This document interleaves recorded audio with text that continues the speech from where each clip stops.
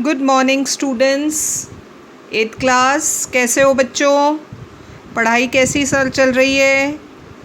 I hope lesson भी समझ में आ रहे हैं। You all are making your notes also. सब बच्चों ने हिस्ट्री के क्वेश्चन आंसर्स लिख लिए कॉपी में? हाँ, अपने नोट्स कंप्लीट रखो, क्योंकि अब हाफ ईयरलीज में लॉन्ग आंसर्स भी आएंगे और मैं ये पीडीएफ्स बार बार पोस्ट नहीं करूँगी। Don't ask me again and again. Group पे पोस्ट किया है। You need to be regular with your notes. Saturday Sunday हम इसीलिए पोस्ट करते हैं ताकि आप नोट्स उतार लो। हो गए सबके? कॉपी कर लिए? क्योंकि अब ये चैप्टर भी हमारा फिनिश हो जाएगा। Then I will send you answers of it. Okay, so we have started which lesson? Water resources, very important resource. ये भी हमने समझा था लास्ट में, कम होता जा रहा है। देन हाइड्रोलॉजिकल साइकिल समझी थी, कैसे होता है। Evaporation, condensation and precipitation takes place. ऐसे ये प्रोसेस हमने कहा था। वाटर अलग अलग फॉर्म में चेंज होता है और रिन्यू होता रहता है। ओशंस से इवेपोरेट होता है, अबव अप द स्काइज जाकर कंडेंस होता है, ड्रॉपलेट्स में चेंज होता है, and then it comes down in the form of precipitation और रेन। और अब हम स्टार्ट करेंगे sources of water, specially fresh water के बारे में भी पढ़ेंगे, जो कि अर्थ पर बहुत कम अमाउंट में बचा है। Most of the water is ocean water which is salty, जो हमारे किसी यूज़ का नहीं है। So sources of water. Precipitation is the primary source of water. So you need to underline this. Precipitation is the primary source of water. जिससे हमें सबसे ज़्यादा पानी, एक्चुअली में वाटर हमें मिलता कहाँ से है? प्रेसिपिटेशन से ही तो मिलता है। वो बरसात आती है और वहीं से हमें वाटर मिलता है। On this earth it is found in 3 forms. Underline करो 3 forms: solid, liquid and gas. 3 forms में वाटर मिलता है।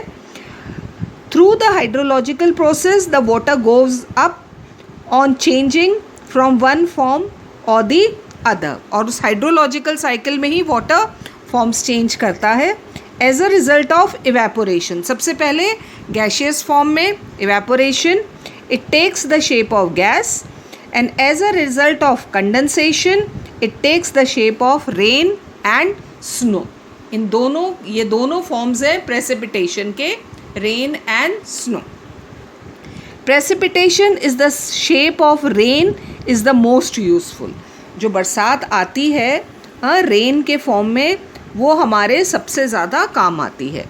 The rain water that collects on the surface of the earth is called surface water. Land के ऊपर जो पानी collect होता है that is known as surface water, while that portion of the rain water that seeps into the earth के अंदर चला जाता है, infiltration of water in the earth that seeps into the earth is called the ground water. तो 2 तरह का water, surface water जो land के ऊपर है, जो हमारे पॉन्ड्स में हैं या रिवर्स में हैं, दैट इज़ सरफेस वाटर। और जो वाटर बरसात आती है और पानी अर्थ के अंदर चला जाता है, that is known as ground water. Both types of water are useful to man in their own ways. दोनों पानी काम में आता है। As the average rainfall differs from area to area, कहीं बरसात ज़्यादा होती है, कहीं रेन्स कम होती हैं। So the availability of surface water as well as groundwater differs from area to area.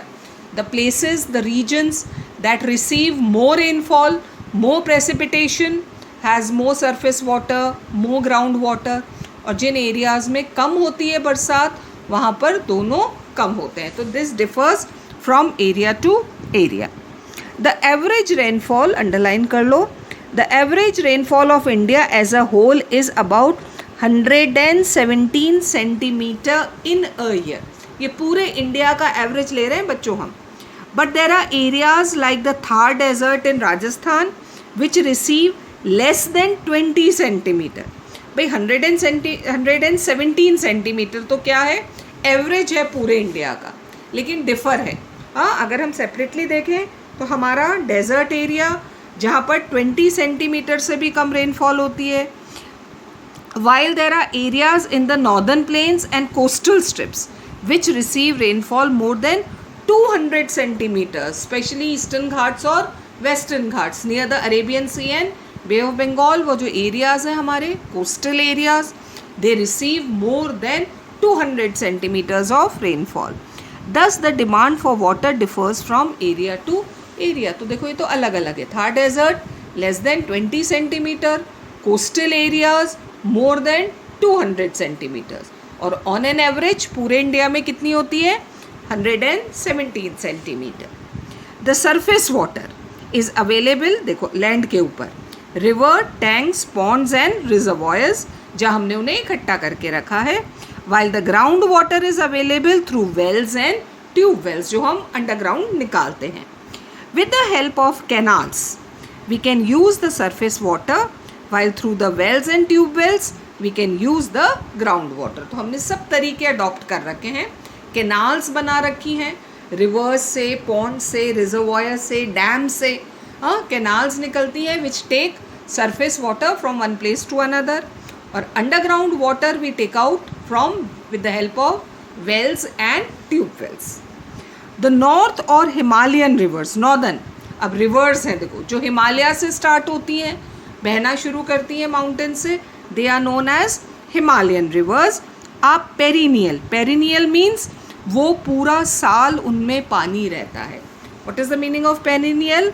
Have water throughout the year. As such they have proved quite useful to the people of India as compared to the southern or the peninsula rivers. So we can divide our rivers into two. Himalayan rivers जो हिमालयाज से बहना शुरू होती हैं, अब because Himalayas have snow, so they have water round the year, तो वो ही perennial. दूसरी रिवर्स हैं पेनिनसुला रिवर्स, जो हमारे साउथ इंडिया में है. क्योंकि वहाँ पर स्नो नहीं है तो those rivers are not perennial, वो सीजनल कहलाती हैं. रेन्स के टाइम, रेन्स के थोड़े टाइम बाद, मानसून के बाद दे हैव वाटर, लेकिन धीरे धीरे उनका वाटर कम होता जाता है. A comparison between these northern and southern reverse would be quite useful. तो हम कंपैरिजन भी कर सकते हैं दोनों रिवर्स के बीच में.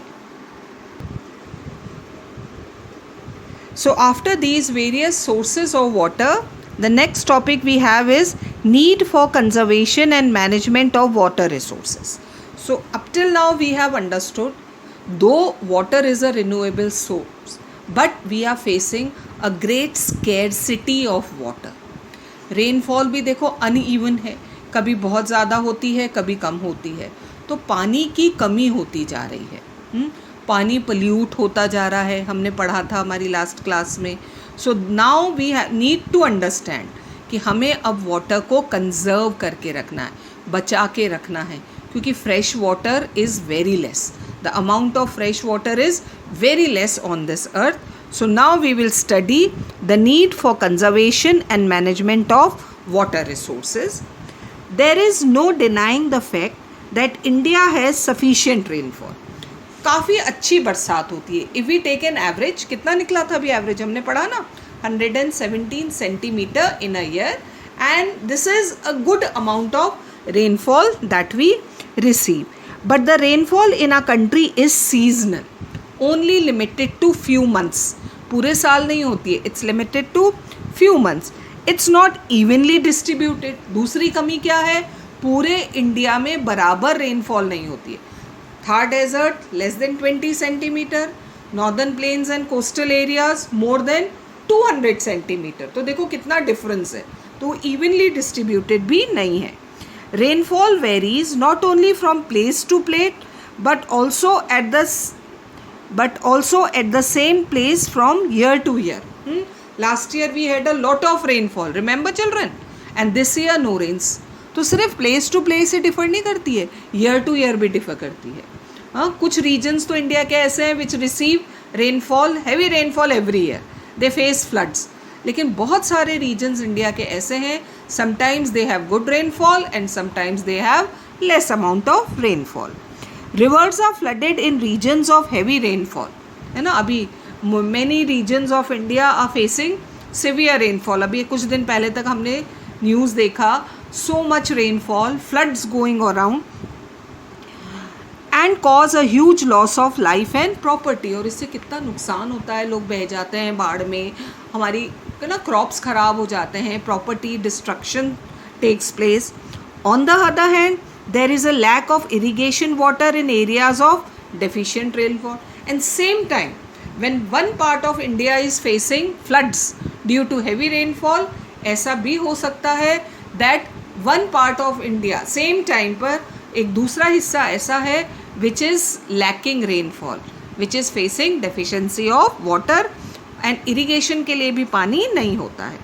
These two problems of lack of irrigation water and flood control need to be solved at the national level rather than at the state level. तो ये तो क्योंकि पूरे इंडिया की प्रॉब्लम है, सो इसे तो नेशनल लेवल पर ही एक बैलेंस बनाना पड़ेगा उन दोनों रीजन्स के बीच में, which have high rainfall and which have less rainfall. India has large water resources, but they are not fully and properly utilized. पानी की कमी नहीं है, लेकिन मैनेजमेंट की कमी है because of the fluctuation in the flow of river waters from season to season. What is the meaning of fluctuation, children? Going up and down. कभी ज़्यादा होता है, कभी कम होता है. That is fluctuation. और ये season to season change होता है. In monsoon season, lot of water, and in rest of the season, 2 seasons, we lack water. And the uneven nature of land relief. Somewhere it's mountain, कहीं plains है, कहीं plateau है, तो ये सब differ करता है. Much of our water goes waste. वो जो rivers में जाता है और rivers से बहकर कहाँ चला जाता है पानी? Ocean में. And once the water goes into the ocean, then it is of no use. And we are in a position to use only 1/3 of our river water. Imagine, सिर्फ 33%. हम सिर्फ कितना river water use कर पा रहे हैं? 33%. The rest is going into the ocean. और ocean में जाने के बाद वो water हमारे किसी काम का नहीं रहता. So now we can take some concrete step. कुछ steps हम ले सकते हैं to conserve our water resource by better management. So now we will read about some of those points. How can we manage water?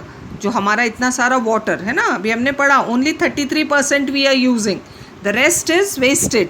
सो ज़्यादा से ज़्यादा water को हम कैसे मैनेज कर सकते हैं ताकि वो ओशंस में भी ना जाए और हम उसे यूज़ में लें और उससे डेफिशिएंसी कम होगी. Now there are points. Okay children, first of all we should check the fury of floods which not only cause havoc both for men and animals but also cause much damage to the standing crop. सबसे पहले तो हमें flood control करना पड़ेगा, है ना. ये जो गुस्सा है, what is the meaning of fury? गुस्सा. ये जो गुस्सा है फ्लड्स का, हाँ, जिसकी वजह से मैन, लाइफ, प्रॉपर्टी इतना नुकसान होता है, पहले हमें इसे कंट्रोल करना पड़ेगा ताकि हमारे क्रॉप्स को भी डैमेज, है ना, फ्लड्स आते हैं and all the crops are damage, तो उसे हमें सबसे पहले कंट्रोल करना पड़ेगा.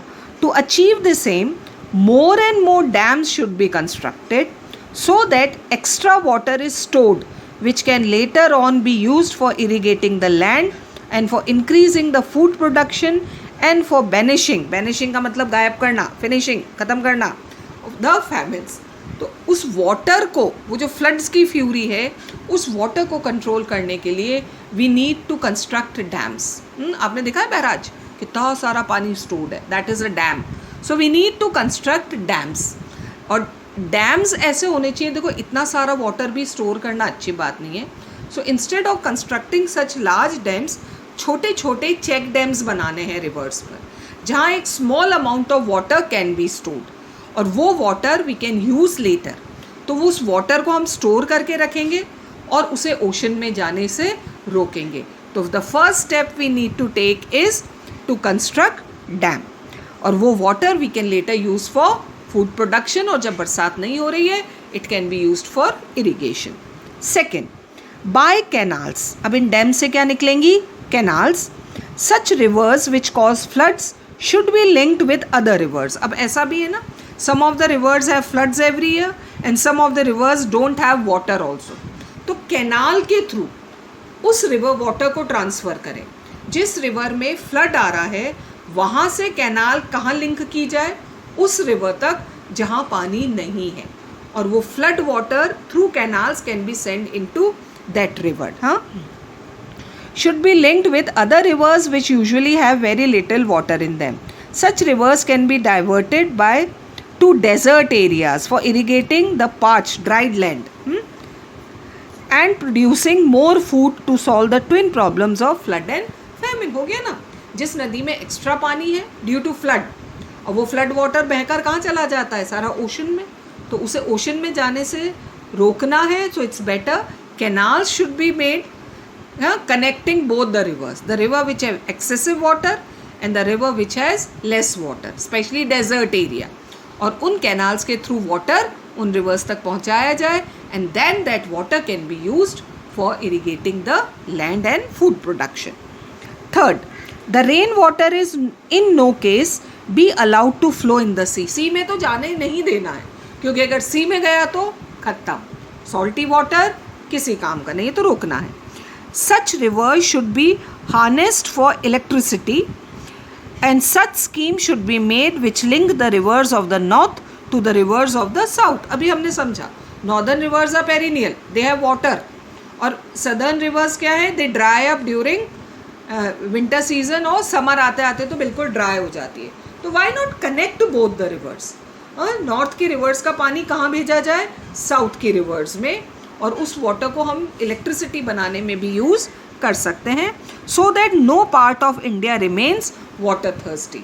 सो इंस्टेड कि वो वाटर नदियों में बहकर और ओशन में चला जाए, it's better to transfer that water through canals to those rivers which don't have water. आया इतना समझ में. Next, fourthly, more and more number of tanks can be constructed. Tanks किस लिए बनाए जाते हैं, to store water, which can be filled with that water which now flows into the sea and goes west. Tanks बनाए जाएं बड़े बड़े जिनमें उस वाटर को स्टोर करके रखा जाए. Fifthly, some scholars suggest that we should prepare a national water budget. क्या बनाना चाहिए हमें, national water budget, in the same manner as we prepare a finance budget. finance budget क्या है भाई, साल भर में हमारे पास कितना पैसा आ रहा है in the form of taxes, and how are we going to spend it. In the same way क्या बनाना चाहिए, national water budget.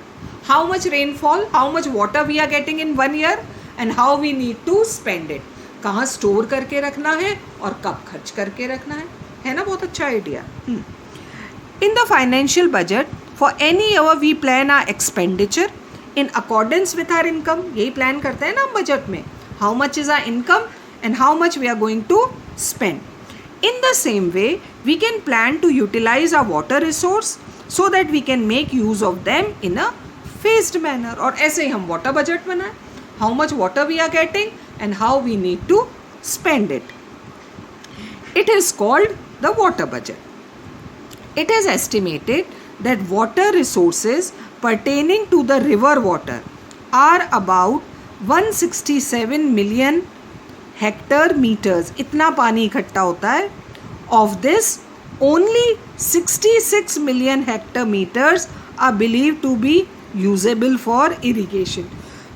Out of 167 million hectares we are only using 66 million hectares. इतना पानी हम इरीगेशन के use में ले रहे हैं. एट द बिगिनिंग ऑफ 1951, हाँ, जब हम इंडिपेंडेंट हुए थे और हमारे फर्स्ट प्लान बने थे, 5 year प्लान्स या प्लान्स जिसके हिसाब से हमें डेवलपमेंट करना था.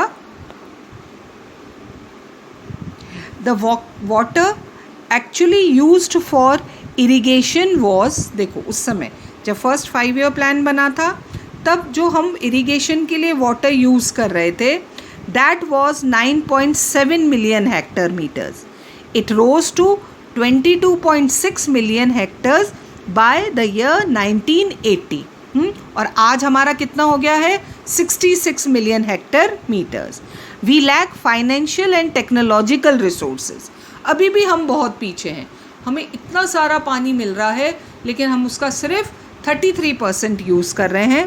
सो we have plan to use a water resource by 2010 AD. तो अब धीरे धीरे our governments are planning to use the water resource.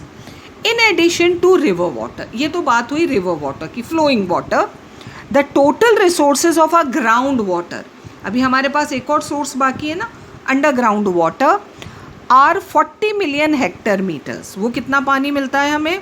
40 million hectare metres. But we use only 10 million hectare metres of groundwater. The remaining 30 million hectare meters is yet to be utilized. और यहाँ भी देखो एक imbalance है बच्चों, जहाँ पानी use कर रहे हैं अंडरग्राउंड वहाँ तो हम ओवर यूज़ कर चुके हैं, है ना, डार्क जोन में आ गए हैं कुछ एरियाज, और जहाँ नहीं यूज़ हो रहा है वहाँ बिल्कुल भी नहीं यूज़ हो रहा है. We have to plan as to how to utilize this water also. See, the thing is, now we understood there is no scarcity of water, but हमें सिर्फ क्या करना है?